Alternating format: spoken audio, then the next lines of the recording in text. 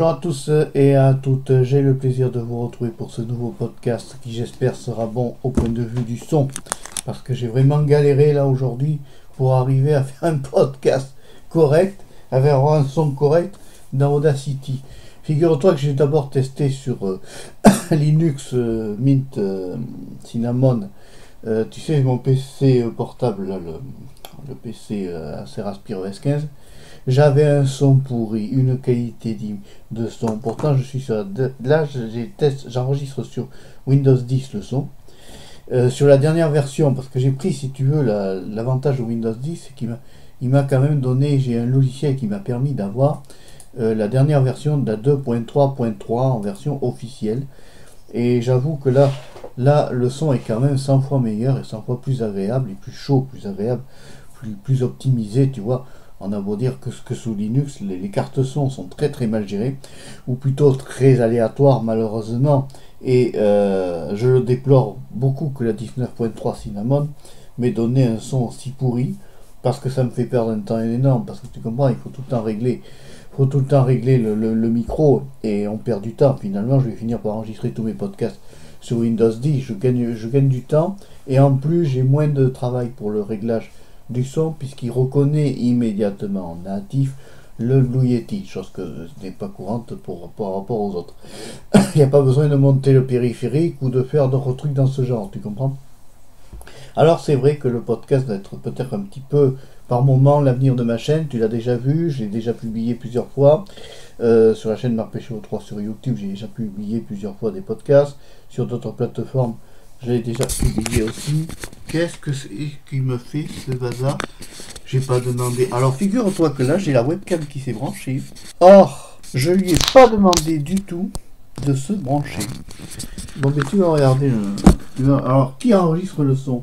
Est-ce que c'est le webcam ou est-ce que c'est le Blue Yeti? Alors là je sais pas, tu vois.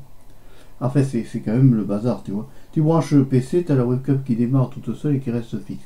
Bon là je lui montre le mur, ça lui fera du bien, elle aura un mur blanc, bon mais ça va la distraire. Mais tu vois, voilà, ce sont des petits trucs comme ça, qui sont casse-pieds en informatique maintenant.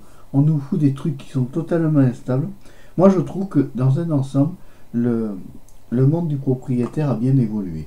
Écoute, regarde, on a un son qui est correct sur Windows 10 avec le Blue Yeti, et pourtant j'enregistre ça sur mon VBox, qui est en critiqué par tout le monde. Donc après, s'il y a des défauts, ça peut être que venir du Yeti et non du PC, puisque la carte son a l'air en principe de bien fonctionner. Tu vois que j'ai pas trop de problèmes de hauteur, apparemment, par rapport à la timeline. Je vois que j'ai pas trop de problèmes de hauteur, donc il faut bien que des fois Windows 10 est quand même plus optimisé que Linux, qui des fois te donne un son pourri et catastrophique. Alors c'est vrai que c'est décevant, parce qu'on avait tous espoir en ce Linux, et on a tous cru, moi, surtout moi en premier, parce que je l'ai connu depuis le début de Linux, je l'ai vu naître, je l'ai vu se développer aussi, et j'ai cru à cet OS libre et indépendant qu'il arriverait à égaler le propriétaire. Et bien je peux te dire qu'on en est loin. Pour qu'ils égalent le propriétaire, il va falloir qu'ils fassent beaucoup de travail, notamment du travail dans le progrès, et dans le progrès réel et concret, parce que franchement, il y a du boulot, il y a vraiment du boulot. Il y a vraiment du boulot dans la stabilité des logiciels. Je trouve que sous Windows 10, il y a des logiciels qui sont beaucoup plus stables. Ce n'est pas pour critiquer 100% Linux, parce que moi j'ai toujours un PC sous Linux quand même. Mais bon, il est vrai qu'avec le temps, je vais un peu moins travailler sous Linux et un peu plus faire du contenu et monter mes vidéos plutôt sous Windows 10, qui est quand même plus optimisé et puis plus frais, si tu veux, par rapport à ce que l'on a maintenant. Alors, tu vois, voilà, je regarde la timeline d'enregistrement du son et j'ai des inégalités et des irrégularités totales quand moi je change pas de temps. Alors, à moins que ça suive le ton de la voix, tu vois, mais en fait, c'est quand même un casse-pied, quoi. Il n'y a pas un PC qui est capable de te ficher du bon son ou des choses comme ça. Alors, après, il faut tout le temps corriger, il faut tout le temps arranger. Et zut. Alors là, quand j'enregistrais avec sous la Acer OS 15, alors j'ai essayé d'enregistrer du son. Conclusion, j'ai eu un espèce de brouillaya là qui était dessous là. Ça fait une pollution terrible. Là, j'espère que le son est pur et qu'il est bon. Hein, tu me diras ça dans les commentaires sur la page de YouTube. Voilà, donc tu vois, on est obligé de revenir sur les propriétaires, même si on est libriste, parce que faut avouer qu'il y a quand même des choses qui sont quand même bien améliorées dans le propriétaire, notamment le fameux Windows 10 qui est quand même plus optimisé et beaucoup mieux étudié, si tu veux, que certaines distributions Linux qui font encore enfantines et débutantes. Voilà. On sent que certaines distributions ont besoin de se développer, ont besoin de